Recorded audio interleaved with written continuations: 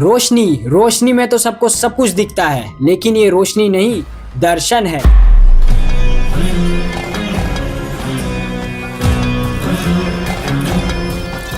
जो हो चुका है, जो होने वाला है, वो सब कुछ दिखाने वाली रोशनी दिख रही है। जितनी सिंपल कांतारा चैप्टर 1 फिल्म की ये लाइन लगती है, उतना ही ज्यादा रहस्य इस लाइन के अंदर छुपा हुआ है। जहां इसके पार्ट 1 में केवल 14 करोड़ का बजट लगाया गया था, जिसने 400 करोड़ से भी ज्यादा की कमाई की। यही नहीं, इस फिल्म को 1, 2 या 3 नहीं बल्कि 8 डिफरेंट लैंग्वेजेस में। अब जब इसके पार्ट 2 का बजट पहले पार्ट से 9 गुना ज्यादा हो चुका है, तो सोचो ये कितना कमाएगी। इस फिल्म के लिए ऋषभ शेट्टी और उनकी टीम ने जो मेहनत की है, उसे एक बड़े पर्दे पर निखारना ही चाहिए।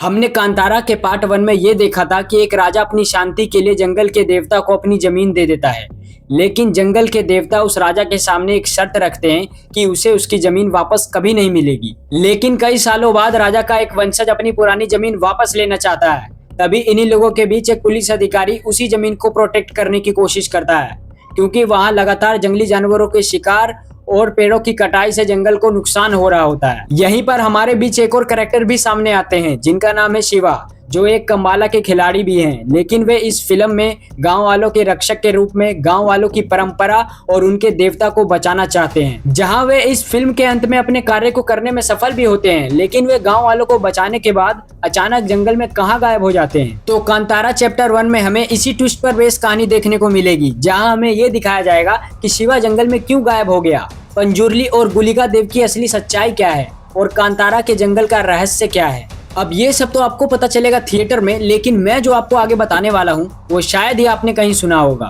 रोशनी रोशनी में तो सबको सब कुछ दिखता है, लेकिन ये रोशनी नहीं, दर्शन है। जो हो चुका है, जो होने वाला है, वो सब कुछ दिखाने वाली रोशनी दिख रही है। अब जितनी सिंपल कांतारा चैप्टर 1 फिल्म की ये लाइन लगती है, उतना ही ज्यादा रहस्य इस लाइन के अंदर छुपा हुआ है। क्योंकि जब कांतारा चैप्टर 1 मूवी का फर्स्ट लुक आया था, तब उसमें बजने वाला बीजीएम और ये वोकल बहुत ही ज्यादा वायरल हुआ था।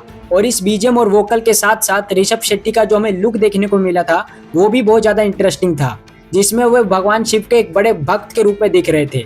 और यहीं से पता चलता है कि कांतारा चैप्टर 1 सिर्फ एक छोटे लेवल की फिल्म नहीं होने वाली, बल्कि इसे एक बड़े लेवल के लिए डिजाइन किया गया है। जहां इसके पार्ट 1 में केवल 14 करोड़ का बजट लगाया गया था, जिसने 400 करोड़ से भी ज्यादा की कमाई की। अब जब इसके पार्ट 2 का बजट पहले पार्ट से 9 गुना ज्यादा हो चुका है, तो सोचो ये कितना कमाएगी। अब यहाँ पर कई सारे लोग मुझे कहेंगे कि कोई भी मूवी कितना पैसा कमाएगी वो इसके बजट पे डिपेंड नहीं करता, वो डिपेंड करता है उसके स्टोरी लाइन पर।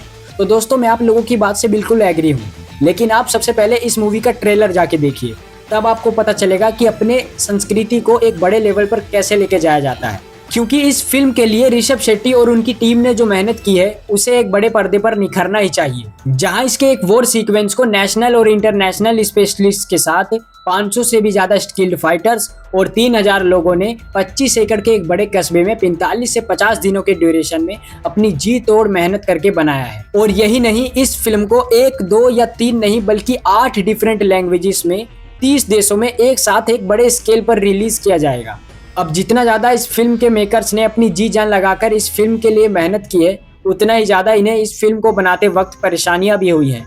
जहां सबसे पहले 25 नवंबर 2024 को एक खबर आती है कि कांतारा चैप्टर 1 की जड़कल के मुदुर में शूटिंग खत्म करके कोल्लूर जा रही 20 जूनियर आर्टिस्ट की बस पलट गई है, जिसमें 6 लोग बुरी तरह घायल हो चुके हैं। फिर 6 मई 2025 को एक और खबर आती है कि कांतारा चैप्टर 1 के सेट पर एक जूनियर आर्टिस्ट MF कपिल की नदी में डूबने से मौत हो गई है। फिर तीसरी खबर आती है 12 मई 2025 को, जब सबको पता चलता है कि कॉमेडियन और एक्टर राकेश पुजारी की एक मेहंदी समारोह में दिल का दौरा पड़ने से मौत हो चुकी है, जिन्होंने उसके कुछ ही दिन पहले कांतारा चैप्टर 1 के लिए अपनी शूटिंग खत्म की थी। फिर चौथी खबर आती है 12 जून 2025 को, जब सबको पता चलता है कि कांतारा चैप्टर 1 के एक और कलाकार नीजू कला भवन की दिल का दौरा पड़ने से मौत हो चुकी है। और इन सब के बाद एक बार फिर से 15 जून 2025 को एक और खबर सामने निकल कर आती है कि शिवमोगा में इस फिल्म की शूटिंग के दौरान एक नाव ही पलट गई, लेकिन इसके अंदर ऋषभ शेट्टी और उनके 30 क्रू मेंबर्स सुरक्षित बच गए, लेकिन उनके जो शूटिंग इक्विपमेंट्स थे वो सारे के सारे नष्ट हो गए। तो क्या ये सब सिर्फ एक कोइंसिडेंस थे, या फिर कोई ऐसी चीज है जो इन सब चीजों को उभरने से रोक रही है? चाहे कुछ भी हो, लेकिन ऋषभ शेट्टी ने 22 सितंबर 2025 को अपनी फिल्म की एक छोटी सी झलक दिखा दी है। बस अब हमें इंतजार है तो 2 अक्टूबर का, जब दशहरा और गांधी जयंती के साथ एक और चीज सेलिब्रेट किया जाएगा। तो मैं आपको एक बार फिर से कहूंगा, रोशनी रोशनी में तो सबको सब कुछ दिखता है, लेकिन ये रोशनी नहीं, दर्शन है। और यही दर्शन करने जाना है आपको 2 अक्टूबर 2025 को, जब थिएटर में सिर्फ एक फिल्म नहीं, भगवान की एक परछाई भी दिखने वाली है।